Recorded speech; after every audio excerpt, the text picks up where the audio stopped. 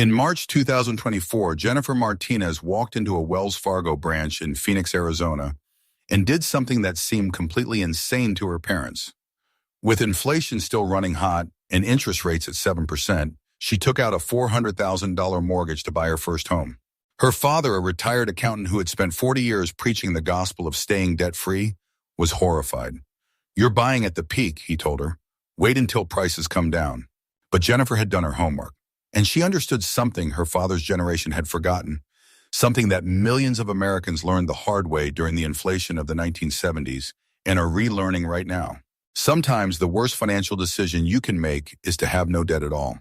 Today I'm going to show you exactly why inflation secretly transfers wealth from savers to borrowers, why your mortgage might be the best investment you'll ever make, and how understanding this single concept could save you hundreds of thousands of dollars over your lifetime.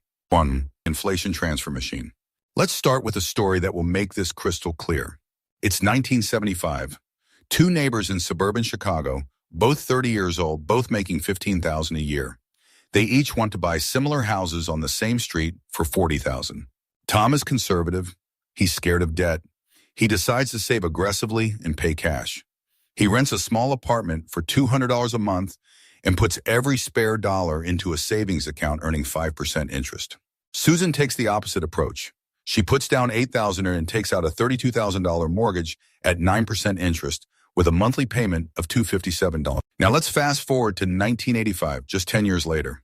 Tom is still renting, still saving. His savings account has grown to about $38,000, not quite enough to buy that house, which now costs $80,000 because of inflation. He's been disciplined, he's been responsible, and he's actually gone backward. Susan's situation completely different. Her house is now worth $80,000. Her mortgage balance is down to about $26,000. But here's the key, her payment is still $257 a month. Except now, she's making $35,000 a year because wages have roughly kept pace with inflation. That $257 payment that felt tight in 1975 now represents less than 9% of her monthly income. She's built $54,000 in home equity, and her housing cost as a percentage of income has been cut in half, while Tom is still renting and still trying to save enough for a down payment on a house that keeps getting more expensive. This is not a hypothetical scenario. This happened to millions of Americans in the 1970s and early 1980s, and it's happening again right now. The mechanism is simple but powerful. Debt is always repaid in tomorrow's dollars, while the amount you owe is locked in today's dollars. 2. The 4 reasons inflation rewards borrowers. Let me break down exactly how this wealth transfer works. There are 4 specific mechanisms, and understanding each one will change how you think about money forever. Reason number 1, fixed payments versus rising income. When you take out a fixed-rate mortgage, you agree to pay a specific dollar amount every month for 30 years. That number never changes. But your income, if you're like most Americans, your income will increase over time. Let's use real numbers from today. Say you buy a $500,000 house in 2024 with 20% down. Your mortgage is $400,000 at 7% interest. Your monthly payment is about $2,660. If you're making $100,000 a year, that's roughly 32% of your gross monthly income going to your mortgage. That feels expensive, right? But here's what happens if we have even moderate inflation of 3% annually over the next decade, and your salary keeps pace. By 2034, you'll be making about $134,000 a year.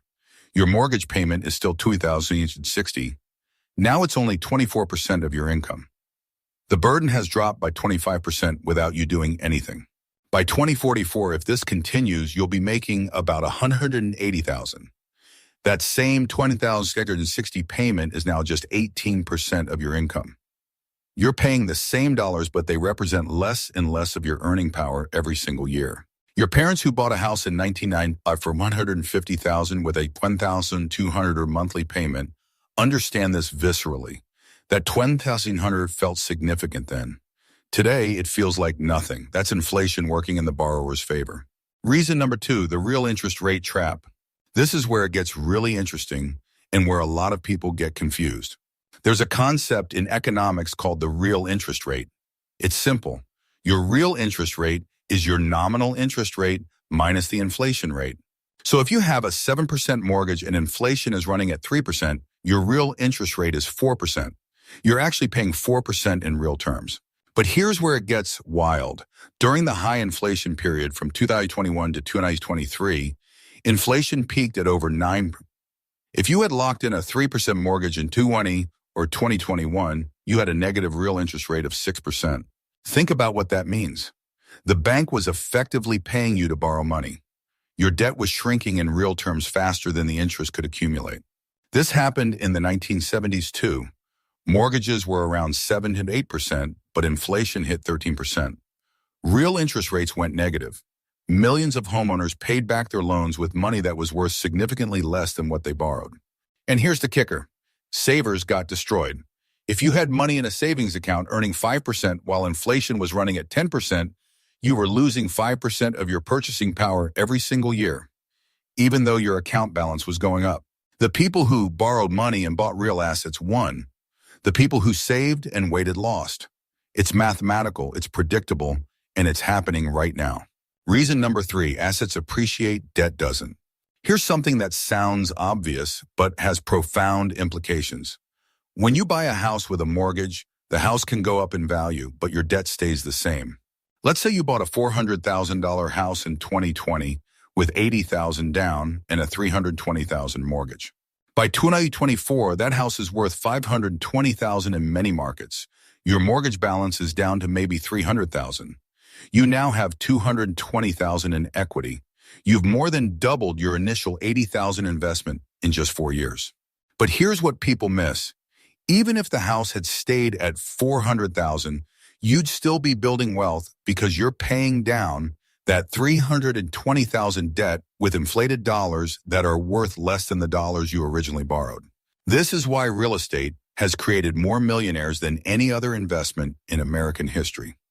Not because real estate always goes up, but because it's the easiest way for regular people to use leverage and inflation to build wealth.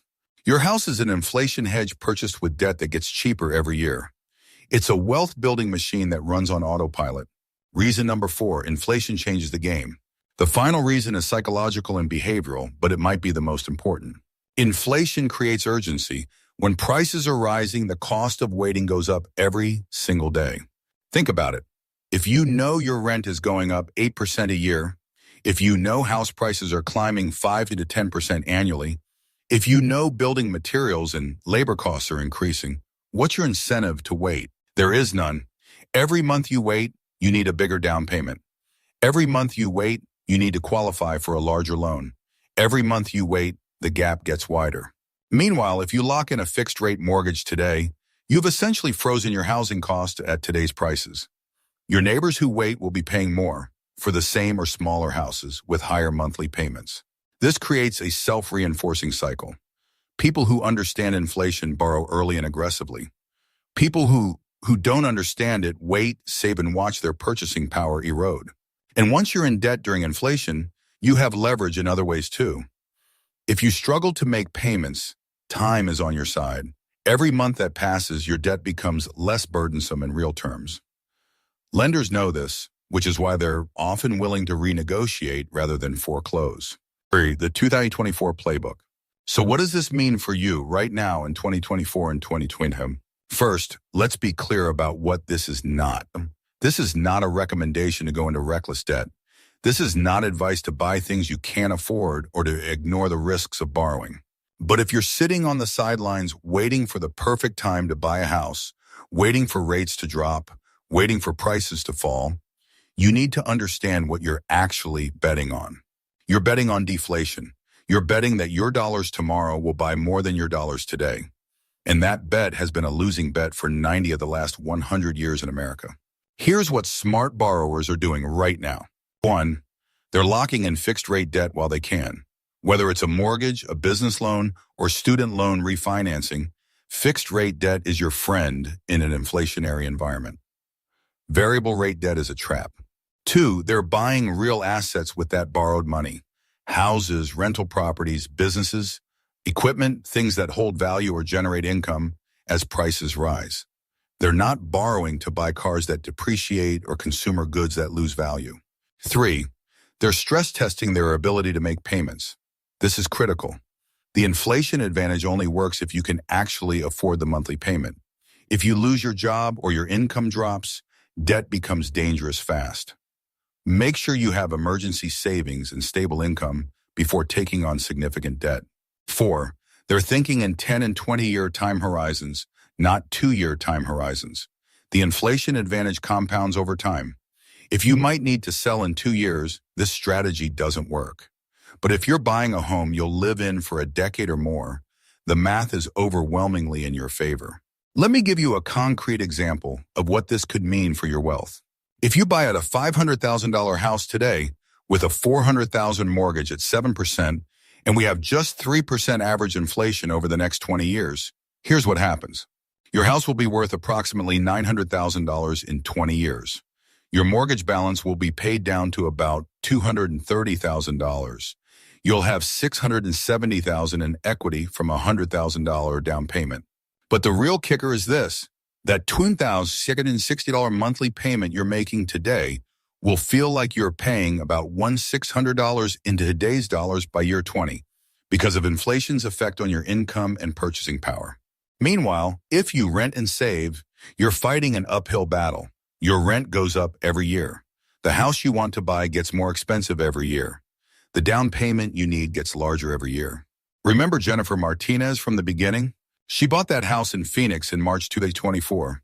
Her parents thought she was crazy, but she understood something they'd forgotten. Her $2,800 monthly payment is locked in for 30 years. Her father's rent just went up 9% to $2,000 a month. In 5 years, he'll be paying more than her just for rent, with no equity, no tax deduction, and no inflation hedge. In 10 years, she'll be making significantly more money. Her payment will feel like pocket change, and she'll have hundreds of thousands in home equity. Her father will still be renting, still saving, and still watching house prices climb further out of reach. This isn't about being reckless. It's about understanding how money actually works over time. Inflation is a wealth transfer machine. It takes from people who hold cash and give to people who hold assets purchased with fixed-rate debt. It takes from lenders and gives to borrowers.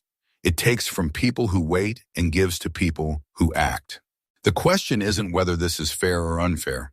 The question is, which side of that transfer do you want to be on? If you found this valuable, hit that subscribe button. Next week, I'm breaking down exactly how to calculate whether buying or renting makes sense in your specific market using the real numbers from 2020. But here's my question for you. Are you a saver or a borrower? And after watching this, has your thinking changed? Drop a comment below. Remember, the best time to plant a tree was 20 years ago. The second best time is today. Thanks for watching. I'll see you in the next one.